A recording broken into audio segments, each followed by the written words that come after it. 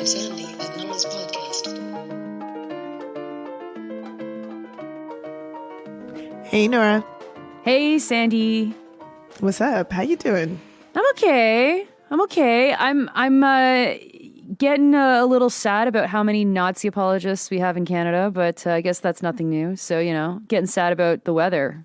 Listen, I just every once in a while, there's something in the news or something that happens that really makes me feel like I got into some sort of terrible accident years ago and I'm lying in a coma somewhere in some hospital, just imagining the worst possible outcome for humanity. And this is one of those things. How is this possibly real? It has got to be my imagination.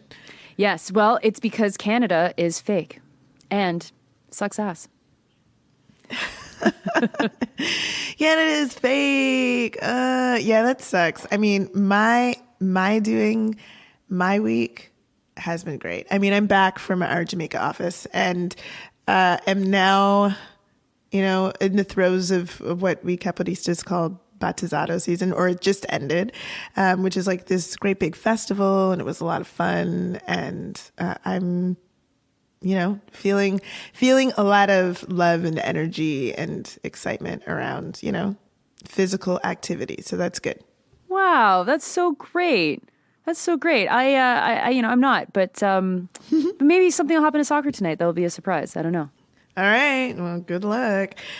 Before we get into all of the things that we're talking about this week, I know that we have some people to thank and some announcements to make. So let's do that. Yes, absolutely. So thank you everybody for sharing last week's episode. A lot of action around the episode, actually. So we saw it get shared quite a lot, which is cool. And I hope folks are enjoying that I'm dropping some of the daily news episodes onto Instagram. This is a new thing for me and it's not that hard. So I'm happy to do that. Thanks especially though to everybody who donated to the podcast or changed their donation in the last week, specifically Sherry, Shauna, and James. You folks are awesome, and we couldn't do this podcast without you or the hundreds of others who financially support us or the thousands of others who just like it, like us. Thank you. And once again, a reminder that our live show is coming up fast approaching. It is going to be in the second weekend of October. So, gosh, I'm going to be back coming to Toronto in just over a week. And I'm excited to see you all there. And I know Nora is too. If you haven't got your tickets, the tickets are selling quite well. So I would say now if you're listening to this on Tuesday, now's the time. Get your tickets because it's going to start to become harder to get them. And you can get those tickets at a website that Nora's about to say. The Point of Sale, thepointofsale.com, and just search Sandy and Nora. The show starts at 4:00, people. So bring your kids and your parents. There's no late problems going on here. And I've had a couple of people say can I still get to this concert that I want to get to on Saturday night? The answer is you can. So it's a 4:00 show. It's going to be lots of fun. And we are still working on that after party. The details will be announced at some point. But just finding a place that can accommodate some number of people without booking it out privately has been a little bit tricky. But it'll be close to the theater. It will be in Roncesvalles in Toronto. And don't forget, there's also going to be a live musical portion of this show. You'll be able to see John Camille Farah, who does our theme music, will also be there to perform. And that's going to be a real treat for me and y'all. So, be a part of that. Join us, pointofsale.com. Totally. And again, November 24th, we haven't started advertising this one yet, but we will once we get those details nailed down. But Winnipeg, we are coming for you. So that's going to be awesome, Sandy. November, Winnipeg. Is there any two better words? Did you just say Winnipeg, we are coming for you? We are coming to you. We're not coming for you, Winnipeg. I'm coming for some Winnipeg. Oh, damn. Okay. All right. Nora's coming for you, but I'm just coming to you. So there we go. Well, and Sandy, when we get there, are we going to be in a conservative hellhole or a NDP landscape? What's going on with the election? Oh my God. Can you believe the PC party actually advertising? One of the great things of why you should vote for them is that they are not going to search the landfill for the indigenous women who were found to be there, that, you know, the government has been, I mean, we've spoken about this before, that police and the government have been saying, oh, it's too expensive to search. It's not feasible to search, blah, blah, blah. They are actually advertising this as a reason why people in Manitoba should vote for them, which is just so sick. It's like, I don't even recall something like this being something that someone could promise in an election. Like, we're not going to go forward with, you know, like this investigation, doing the right thing, making sure that these families have some closure here, or do what we would do for anyone who's in the majority white population, putting that on a fucking billboard, being proud of it, and then having other racists be like, cool, this is really excellent, we'll vote for that. What a really ugly thing to do. Yeah. So definitely big fuck you to Heather Stephenson, who's the leader of the Conservative Party. This is the first time she has been running because, of course, she took over from Brian Pallister, who resigned so that he can live in Costa Rica full time rather than pretending that he's in Manitoba more than he was. And yeah, this level of racism, I mean, there's a lot of people who've expressed surprise online, but it's, also not super surprising. That's kind of woven into the brand of the Conservative parties across the provinces, whether that is the Manitoba Conservative Party, the Progressive Conservative Party, or the Sask Party, or, you know, the UCP in Alberta. Sandy, it looks, though, like the Conservatives might lose. Well, I mean, that would be great. Yes. If you go to 338canada.com, that's PJ Fournier's poll tracking website, his calls are pretty good. I mean, he's got a formula for how he weights different polls, and some polls are better than others, and he puts that into account in how he weights his polls. The vote is today. We're recording this yesterday. So today is election day in Manitoba. And if you haven't yet voted, I mean, make sure you do vote. Like, voting sucks, but it's like, just do it. But he's projecting a 74% chance that the NDP is going to win the most seats in today's election. Wow. So that's exciting. I'm sure that there will be some partying happening in different locations across the province. And if that happens, I mean, Wab Kinew as premier. That seems pretty interesting. Mm-hmm. Well, yeah, I mean, fuck, that's great. And I hope that happens because, I mean, the way that the Manitoba PC party has been advertising what they're all about is like all the worst stuff that has taken us on, you know, what we talk about in the last few weeks. I mean, they've been not only saying this really heinous stuff about committing to not searching the landfill, but they're also wading into the parental rights stuff that we see happening across Canada, which is really just trans hate. Because parental rights aren't a thing, trans hate and, the belief that children don't have rights, in addition to the tried and tested and true tackling of crime bullshit that we see in every election from every political stripe, every party, that just, has no actual plan to do any sort of prevention of violence issue, but they will tackle crime, quote unquote, by giving more and more money to police. So Winnipeg, Manitoba, you don't need that. No, I don't know. I said Winnipeg because we're going to Winnipeg. Because we're going to Winnipeg. And I'm thinking about Winnipeg, and I'm staring at my calendar, and it says Sandy and Nora in Winnipeg. And sorry, Brandon. Sometimes we just think of Winnipeg. Yeah. So, lots of terrible luck to you, Heather Stephenson, and lots of,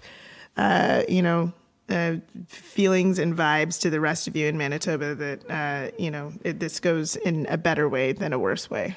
Now, before we get into the main topic of today, Sandy, did you see the news out of the northwest of Toronto? More people are joining in the rent strikes. I did see that. The article that I read yesterday states that about 500 people are now on rent strike. Is that what you're referring to? Yeah. So in addition to two locations that are on King Street West and John Streets in Weston, not downtown Toronto, those folks have been on rent strike since June, but now there are folks at 2 Lawrence Avenue West apartment blocks that are also going on rent strike.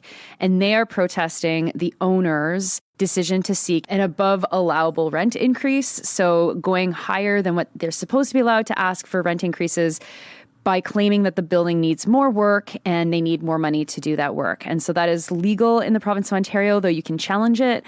And through the York Southwestern Tenants Union, folks are challenging it, but the rent strike is suggesting that they see this as their best option to fight back. Yeah, this is really fantastic. And also, as we're thinking about the ways that people on the ground are taking action, we should also be thinking about the ways that the government is not. And so a couple of weeks ago, we spoke about how the government was like giving a tax break to developers, blah, blah, blah, stuff that won't help people who are struggling right now. And again, the government, whether we're talking about federal or provincial, or municipal, they all have tools that they could be using to help people right now. And it's these sorts of actions that force eyeballs onto the issue and force people to listen, and that directly confronts the people who have the power to change the situation. Well, it's these sorts of actions that are going to end up making the difference. That's my prediction. Mm-hmm. Yes, and knocking around the Barney River Investment Company, who is a group that founded Amica, which is a series of long-term care facilities and retirement residences across Canada, but certainly across Ontario. And Amica residences were sold in 2015 for more than $500 million to the Ontario Teacher Pension Plan. So, reminder that capitalism is a big, disgusting net, and sometimes workers find themselves very much entwined in that net. But all power to the folks who are on rent strike fighting against this company and the other folks who've been on rent strike since June. All right. So now we're getting into our main topic for today, which, is a bit of a continuation from last week's episode, but if you were paying attention last week and were paying attention after, we were recording just before the government folks were getting together in the House to discuss what was going to happen post huge Nazi celebration gaffe. And as we discussed would probably happen during the last episode, the Speaker of the House has since resigned. There's been a lot of statements on this side and the other. We alluded to how Justin Trudeau's statement seemed like a really weird pivot to trying to blame what happened on Russia. And now a week later, it's like, oh my God, that pivot was certainly a sign of things to come. Oh my goodness. So yeah, let's talk about what is going on, because on one hand, we can look at all of this. Oh, the Nazis, like there was nuance in Ukraine and they were actually also fighting against Russia. And we have to understand the historical time and all this kind of stuff. We can see that as just being a bunch of people who probably have some level of fidelity to the government and don't want to see the government falling over this issue, trying to make sense of the story and relying on the fact that, sure, yeah, life is a little bit complicated sometimes and times of war, definitely included. But that's not actually what's happening. There's something much more important that's happening for us to understand why the rehabilitation of Nazis is so important in Canada, and not just Canada. I mean, today a piece came out in Politico that basically does Holocaust revisionism, trying to explain how this is just complicated. And so here I think is a really good example that sums all of this stuff up, and it comes from Andrew Coyne. So Andrew Coyne, of course, is a center-right columnist. He's the son of the former governor of the Bank of Canada. His cousin is like Justin Trudeau's aunt or something, married Pierre Trudeau Sr. I mean, this guy is like, you know, of the elites in the establishment in Canada. And he posted this on Twitter. The people who are most outraged by the Hunka affair are the far right, for whom the hurt and humiliation it inflicted on Jews and others is mostly noteworthy as an opportunity to complain about how unfair it is of people to call them far right. So, Sandy, what do you think of that? The people who are most outraged by the Hunka affair are the far right. What is Coyne doing here? Sorry, as you were saying that, my brain started to hurt to try to understand how one could make that, like, could come to that conclusion. Like, I that's really outrageous to try to, I mean, saying that, what that does is it gives a signal to people who do not want to affiliate themselves with the alt-right, which should be, you know, any decent person. It gives a signal to those people that, in fact, you shouldn't be that upset about Hunka being applauded in the House. You shouldn't be that upset about the Nazis being applauded in the House, because the alt-right is really upset about it. And so if you want to be distinguished from the alt-right, then of course that's something you shouldn't be that upset about. That of course maybe there's another way to understand it. And that's, I mean, my brain is really hurting even trying to spell that out, to explain it, because it seems, again, like something that is impossible to be said like in the mainstream. Yeah, no, exactly. And there's been a lot of good stuff written trying to explain why that kind of reasoning is complete bollocks. If anybody who subscribes to my Substack saw that I shared an interview between Moss Robeson and John Paul Hinka. John Paul Hinka is probably Canada's leading, if not one of Canada's leading historians on Ukraine. And he comes from a left-wing background and so is very critical of any of the footsies that's been played with the Ukrainian-Canadian Congress, with the far right and with fascism, and explains where all of this comes from in a way that isn't, oh, it's so complicated and some people just became Nazis. You know, it's easy to forget that 4.5 million Ukrainians joined the Red Army and fought against Hitler and the Nazis. And we're talking about 80,000 or so who formed this division of the SS in 1943 to fight for Germany. And there's a whole bunch of reasons, like, you know, regional differences within Ukraine that explain why one part of the country might be more interested in, you know, fascist Germany than they were in communist Russia. But what I find so interesting is how this gets retold today. Because, of course, unless you're a historian like Himka, you probably don't really care about hashing out what happened in 1943, 1944, 1945. You're probably much more interested in telling these stories to explain today. And I think that is where this is so interesting, is it's like, what is going on in liberalism in Canada, in the United States, in the world, that is insisting on making Russia worse than the Nazis, which is basically what we got today in that Politico piece, is that there's nuance on why someone would have joined the SS in Ukraine in 1944, but what there is no nuance of is that the USSR and its child, Russia, are unequivocally the most disgusting regime in the history of the world. I mean, we've gotten to this really weird place where like up is down and left means right, and understanding why is just so important. Well, yeah, and I think, I mean, one place to start here too, like a tangentially related issue that is a major issue, is how, even, I mean, we've discussed several times how history doesn't exist in the news, but this is like an issue for how history doesn't exist in our education system, and like how easy it is for these sorts of things to pass muster of editors and to get into mainstream media to be discussed in this way, like these truly ahistorical accounts of World War II in in service of some sort of Cold War propaganda of the contemporary times is only possible if people just like don't know about some of the most important historical events of recent history, which is really quite stunning. And so, that's just something that I want to mention that's a part of this that we should be thinking about, which is how little time we just spend on history altogether in our education system. Because this shouldn't be this shouldn't be possible. No, it shouldn't be possible. It's actually stunning, and sure, we're 2 weeks out of it, and there's other news to focus on, of course. But I was reading one article that I saw, maybe it was in the National Post or somewhere else, I forget. But they're going through like how this scandal measures up against other scandals in the history of Canadian scandals.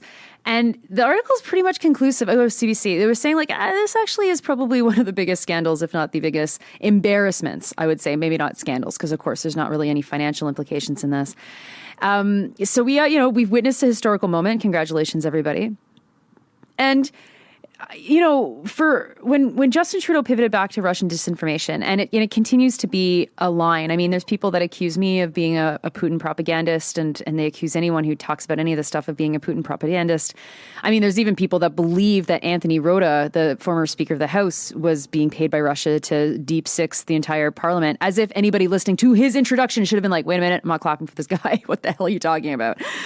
Anyway, but when one piece that like went a little bit viral was a piece written by Justin Ling, who's a liberal, like hard, large L liberal, power chasing kind of access journalist.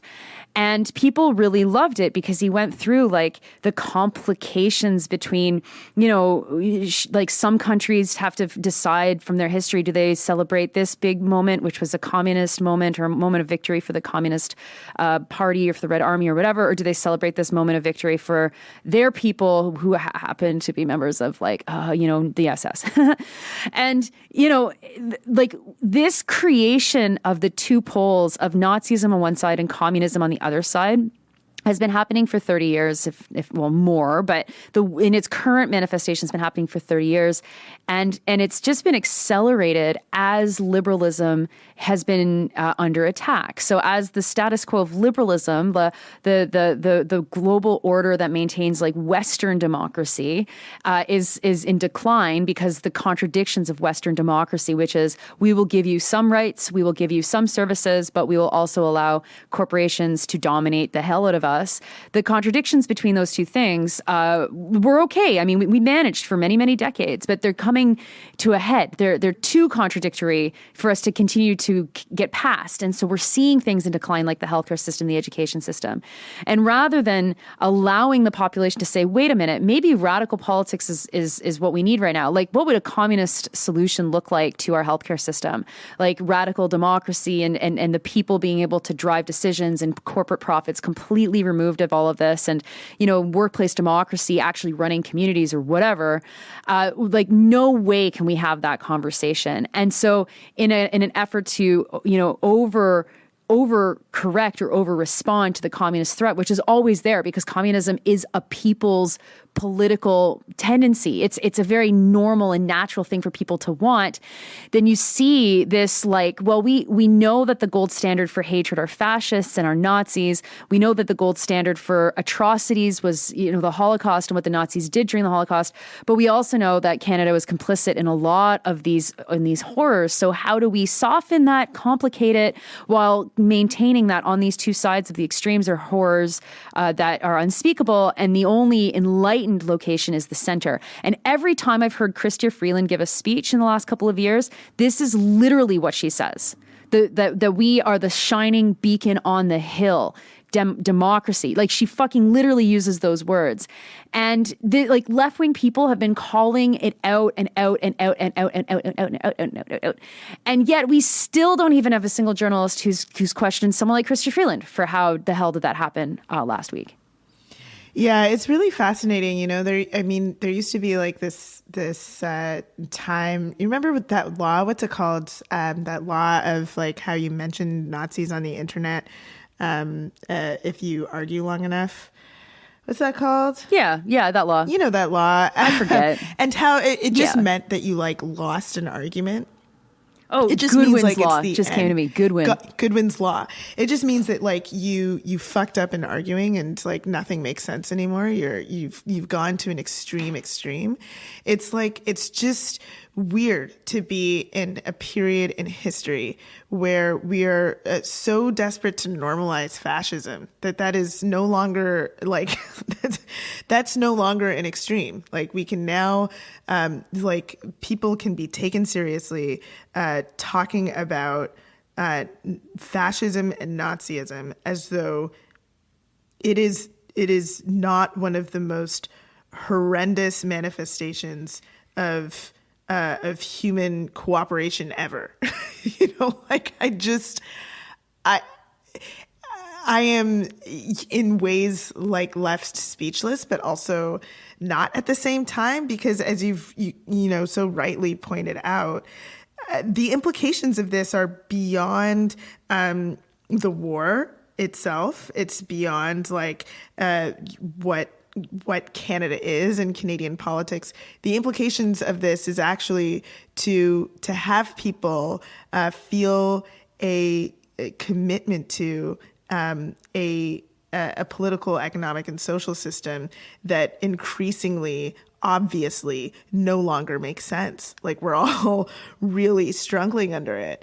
And I mean, the broader implications of trying to normalize fascism, trying to normalize a system in which corporations are doing really great, GDPs can be going up, and everyone around you is struggling, you know, economically and with their mental health and whatever else, and having people still feel like they need to fight for that system. Like it's a fucking ridiculously effective strategy, apparently, because I just it's like it's the decline of all things, Nora.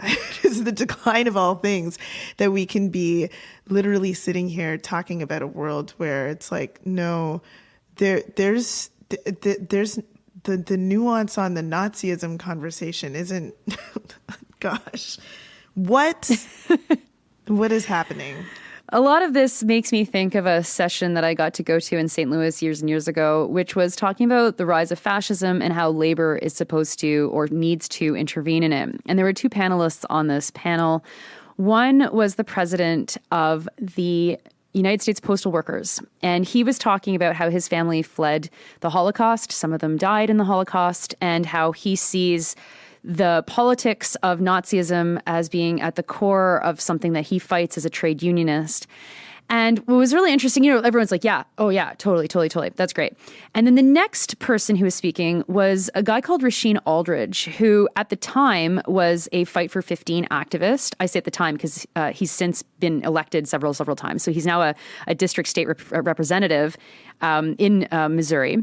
And he was saying that, you know, that's all true and important, but like, let's be clear, fascism has existed in North America for centuries. And we can't lose sight of the fact that fascism is basically how Black people and Indigenous people live under. This is the system they live under in the United States specifically. I mean, we were talking in St. Louis, but of course we can make very similar arguments in Canada. And I think that is really at the fundamental level are like what we as Canadians refuse to actually talk about.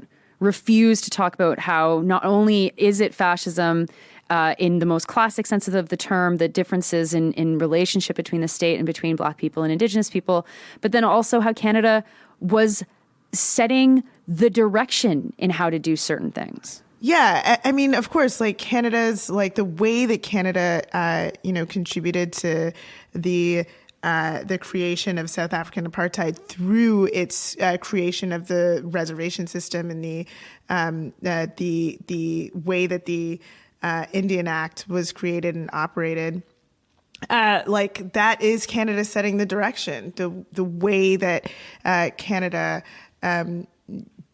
the what happened with Canada's relationship with Black people post Emancipation Proclamation is not as rosy as many people would think, and that again is part of Canada's setting of the terms of the way that these things operate, the way that fascism operates and has operated around the world. Now, something that I also think is really interesting about this particular issue is that Liberal MPs have been asked not to speak about it. Have you seen that? No, I haven't. Yeah, the CBC reported that Liberal MPs were requested not to speak about this, to remain tight-lipped, so that this could sort of disappear from the headlines. But of course, in making that sort of request, they again are filling that silence with the propaganda, the sort of spin that targets Russia, that has like emerged from this sort of like weird Nazi apologism stuff. And I think that that's interesting as well. Like it's something to keep our eyes on, because it means that they really do want to centrally control the way that the story moves on this, this isn't like happening by accident. This is like a coordinated idea of how the Liberals can come out of, survive a scandal such as this, a gaffe such as this. Like this is such a big gaffe, but that I don't know if you've been thinking about this, but I certainly have been imagining like Trudeau reacting to it all and Freeland reacting to it all. Like they must have been raging. I mean, maybe. Like screaming in a pillow level fucking raging over this spinning out the way that it did. I mean, I can imagine Chrystia Freeland doing that, but for some reason I can't imagine Trudeau. I think that he would have been enraged about his own profile more than like the situation itself, to be honest. Oh, for sure. For sure. I think that in all of this, it has been interesting to see them control that message and want this to go away. And I want to mention one aspect of this that we haven't talked about in a second, but I want to drop right now what my new prediction for the next leader of the Liberal Party based on this and how this individual is interacting with Pierre Poilievre. Do you want to hear what it is?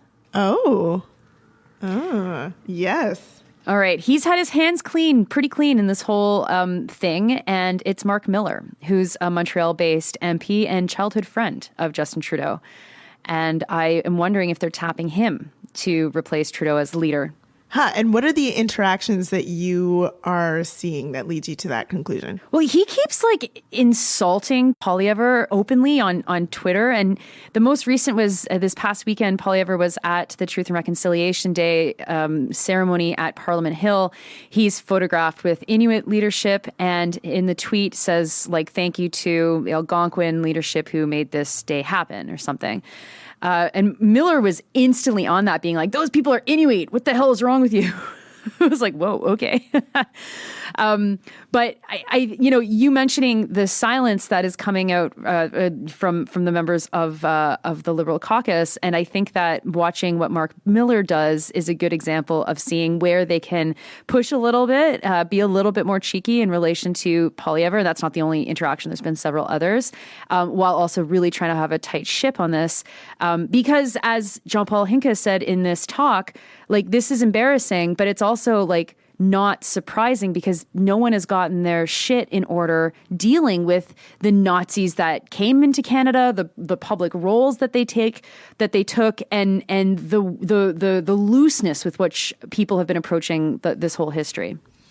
Yeah, and it also like it doesn't it kind of put into perspective like the way that like Canada doesn't really give a shit about any of the white supremacist organizing or any of the like how there is no national plan to deal with this as it gets worse and worse. It certainly does put that into perspective, doesn't it? It's like to have fucked up this badly, the Prime Minister's office has said that they never saw the list, but the House of Commons Protocol Office saw the list, and that's who vetted, and blah, blah, blah, blah, blah.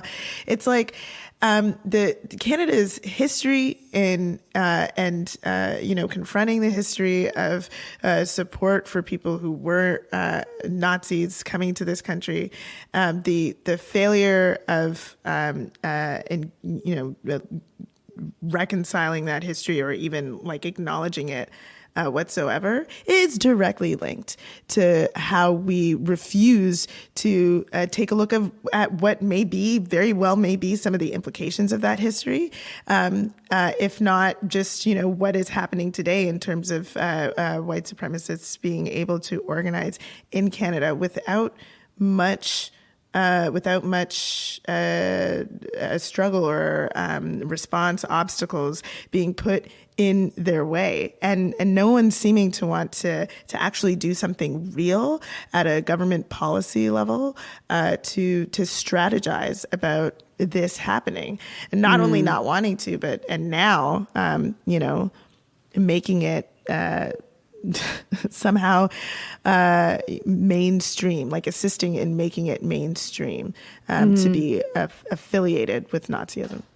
Totally. So, Polyever has used this in a very predictable way. They've completely washed their hands of the fact that they've jumped to their feet and applauded. Of course, the Conservatives can spin that actually very positively to some of their base that they're applauding a Nazi. Sandy, where in the hell is the NDP? Where's the NDP?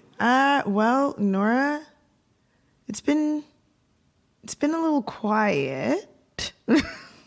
I know that Jagmeet put out a statement, but the NDP hasn't done enough, in my estimation, to talk about this in the way that it should be discussed, like to sort of discuss like what the broader implications are, what this really is about, how the war machine is tied up into this, and what the dangers of making these sorts of linkages are. And I mean, that's the role, for a party such as theirs, but I suppose they're propping up the Liberals on every front right now, I guess. Yeah, I mean, this is, I think, a really good example of how the NDP is less than useless. I mean, they're less than useless because they are literally, as you say, propping up the Liberals. So, the Conservatives know very well, again, that ignorance with their base is no problem, that celebrating a Nazi is like bad, but they can justify it because they were just celebrating the troops. And again, if you listen to how Anthony Rota introduced the guy, it was like the two standing ovations were because he has supported the troops until he's 98 years old and people jump to their feet. Like, regardless of who they're supporting, the Conservatives can navigate that very easily. The NDP, this is where like the moral bankruptcy, vacancy, lack of fucking substance is just on such full display. I've certainly seen Nikki Ashton liking a lot of great tweets. I haven't looked at what she's actually tweeted herself. But Nikki is not an example of what's going on in the caucus. And I think the fact that if Trudeau told his MPs to be quiet, I wonder if the NDP took that as a bit of a message as well. And we're just like, yeah, you know what? Like, we can't win with this, because they have to at both times admit that their caucus is so ignorant that they didn't know what the presentation of the individual meant, which is not justifiable for a so-called social democratic party. But also, like, again, we're talking about Nazism and fascism. And if the NDP is unclear about their, like, space in this discussion and debate, like, oh, my God, that seems really, really bad.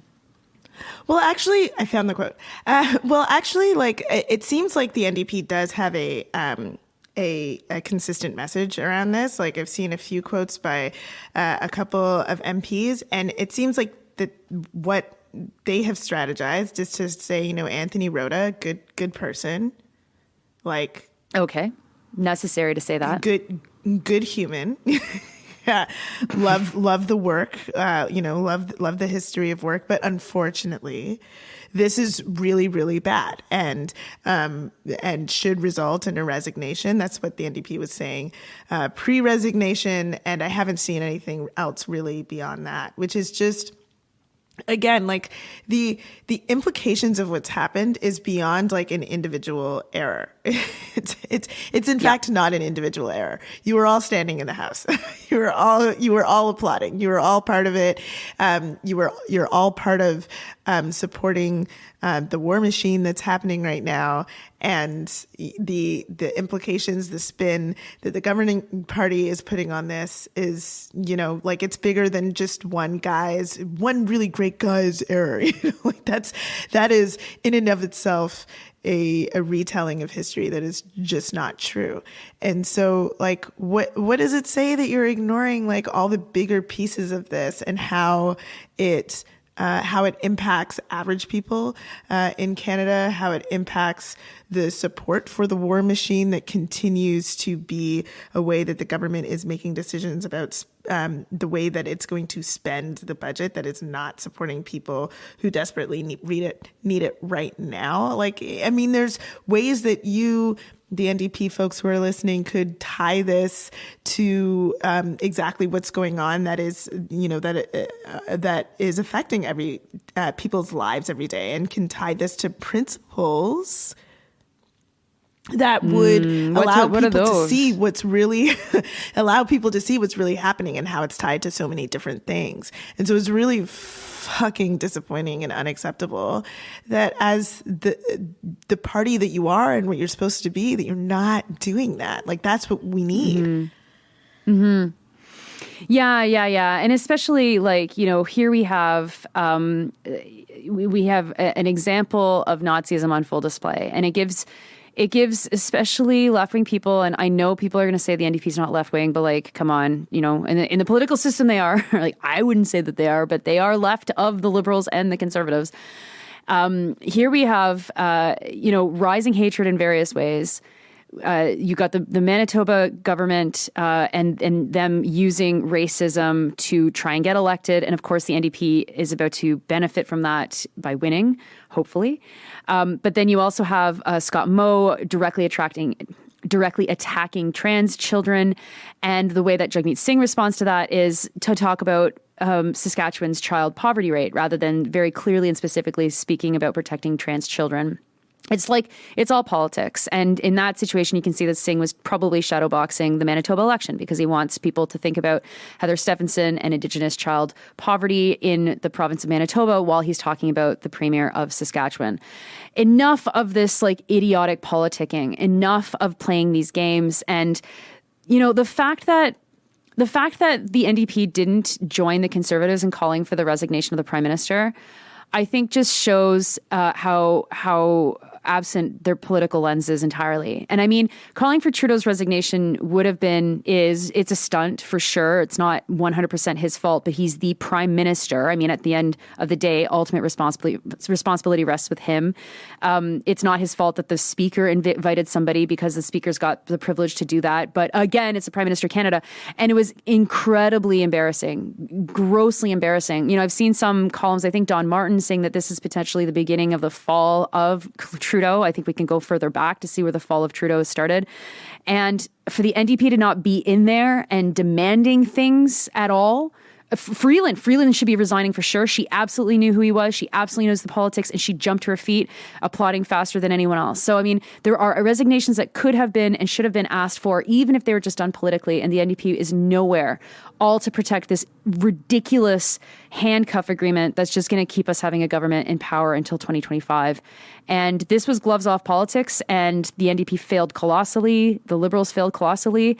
And the only party that knew exactly how to play to its base and get out of this what they wanted to was the Conservatives. So it's like, that's not good. Surprise, surprise. Well,